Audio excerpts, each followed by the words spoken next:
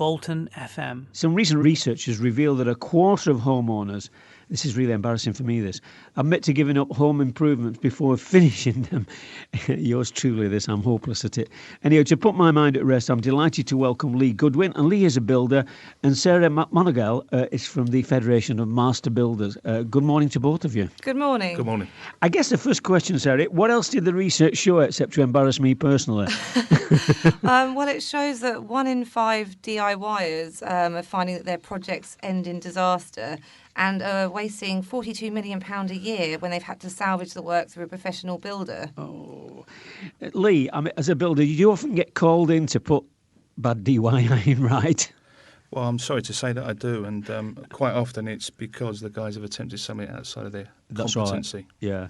Why do people do that? I mean, I learned early on in life, and the best thing for me is to build a relationship with the local supplier to do the things I needed, because at the end of the day, I've got no skill. It was cost effective for me to do that. Why do people, is it just ambition going wrong or what? Well, no, I think mainly it's because of the economics. They think they can do it for an awful lot cheaper, but also people think things take 5 minutes. You know, we're all guilty of that, and we all know that that's not the case. Yeah.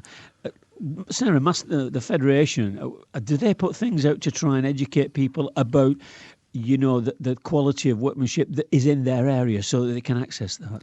Well, we have a Find a Builder service which allows homeowners to be put in touch with professional builders. So, you know, when they are looking for a tradesperson, they can come to us and they know they're going to get someone that can do the job properly. But yeah, I mean, it's really about kind of knowing your limitations, I think, and not undertaking jobs that you're not qualified to do. I think most people who DIY, you know, who overreach themselves, it's because they get frustrated if they want a decorator or a plumber or a builder. They don't have the confidence to, you know, everybody has bad stories about everything really, which is totally unfair, but they do go around. How do we give people the confidence that they can feel safe in using, say, somebody who the Federation recommend? Well, I think the important thing is to always go to a professional trade association like the FMB, because we independently inspect our members. So, you know, our members are not the kind of firms that you see on rogue trader programs and so on, which do give our industry a bad name. And that's what we're trying to do. We're trying to, you know, bang the drum for good professional builders. Lee, how important is it to you, because I'm sure you have a lot of regular customers, to build up that relationship so there is trust on both sides and that's where the work gets done at the right price and the right time? Well, all of our work is a relationship like any work, you know, and our next job is potentially our last one if we do a fantastic job for a group of people over a decade or more. Our next job, if it's a bad one, could, you know, relinquish those people from our potential income. One of the things that I find, and I deal with tradesmen for my own personal needs all the time, is that there is sometimes a bit of a reluctation to give quotes in writing and also to give guarantees forthwith. Now, I know that a lot of you can get them, but it's a lot of trouble to force the norm. Is that normal in your business, or is it normal to give written quotes and stick by the rules? Well, I can't speak for other tradesmen, but certainly the way that we do things is that we have to give a price and stick to the price, because at the end of the day, if I don't give you a competitive estimate, you're not even going to attempt to use me. In terms of warranties and guarantees, absolutely. Yeah. You know, as I say, we're accountable, and if we want to be around for the long term, I've got to give you some sort of peace of mind. As a builder, there's a lot of talk about shortage of houses in the UK. Is your side of the business, are you seeing it increasing now the economy is getting better? Well, the construction industry has picked up as a whole. Good. And, you know, there is a massive shortage of housing and accommodation across the board. So, you know, God willing, it'll continue into the future. But I can honestly say that we're extremely busy at the moment. Sarah, as Lee said, there is a great demand now for houses in the UK, and there's a great demand for increased building. Are you seeing youngsters going into this as a trade? Is it building still an attractive trade? Well, it's interesting you say that. We released some research last week about barriers to small firms trading apprenticeships, and we're not trading anywhere near enough apprentices as we should be. You know, the typical FMB members finding it quite difficult to hire a bricklayer, carpenter joiner, and we need to get more young people interested in construction. So we're looking at ways of doing that at the moment, and we're working with government on that. Why do you feel that youngsters aren't attracted? Because I was talking to this with somebody this morning over a cup of coffee, and the trades have never let people down. Whether they be joiners, plumbers, electricians, builders, whatever, they've always been. I know it fluctuates, but they've always been able to make a good living. Why are youngsters, to a certain extent, shunning that now? Well, I think it's partly down to the schools. A lot of teachers and career advisors still possibly look down on construction and don't think it's a job for academically bright young people. So they push maybe those that are struggling with their grades towards construction and no one else, where really the industry has something to offer everyone of all different levels and abilities. So that's something that we need to really crack if we're going to try and push apprenticeship numbers up. I know that some companies run, or some trade unions, organisations in the building trade run great courses and competitions to make it more exciting. How do you get the universities on board? Because ultimately, it's either the colleges or the universities that are going to push and train people into your businesses.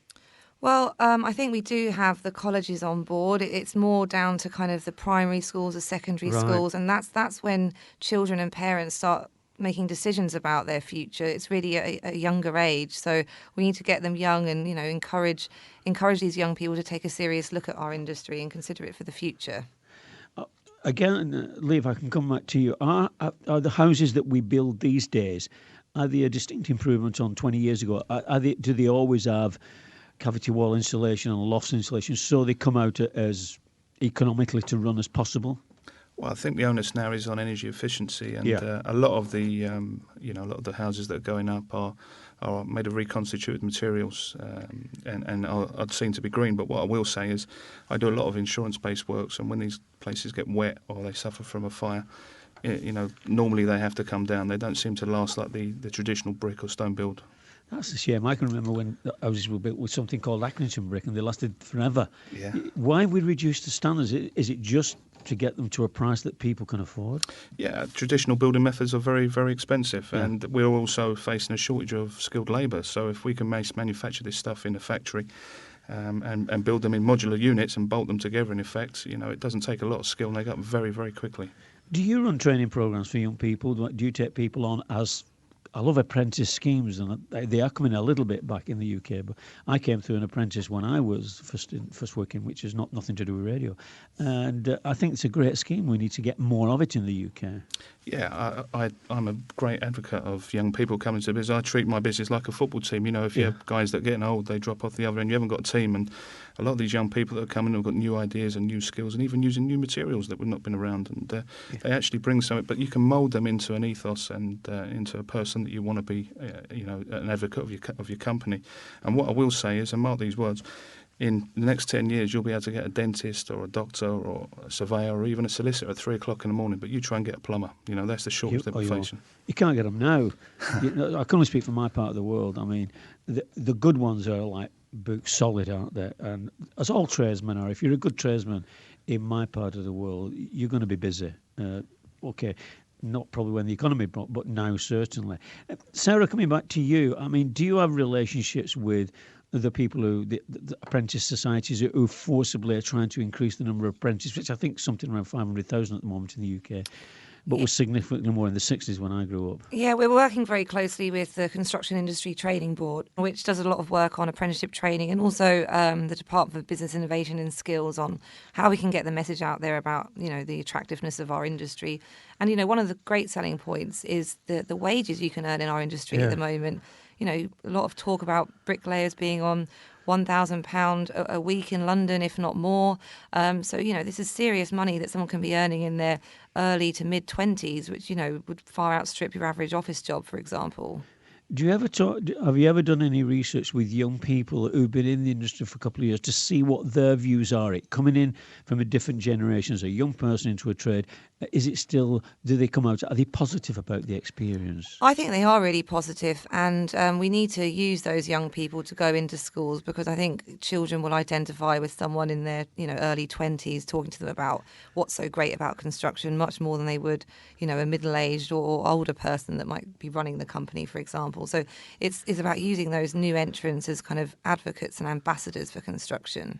One of the things I think is nice about the trades, as they're called now, is we're starting to see women go into the industry. Are you seeing that as a federation? We are seeing more women entering the trades, but we still need to increase that considerably. It's still a small proportion. Seeing more women maybe doing painting and decorating and things like that. But there are lots of kind of apprenticeship awards now that are trying to add profile to young female apprentices to try and encourage other young women to get into the industry, which is really good.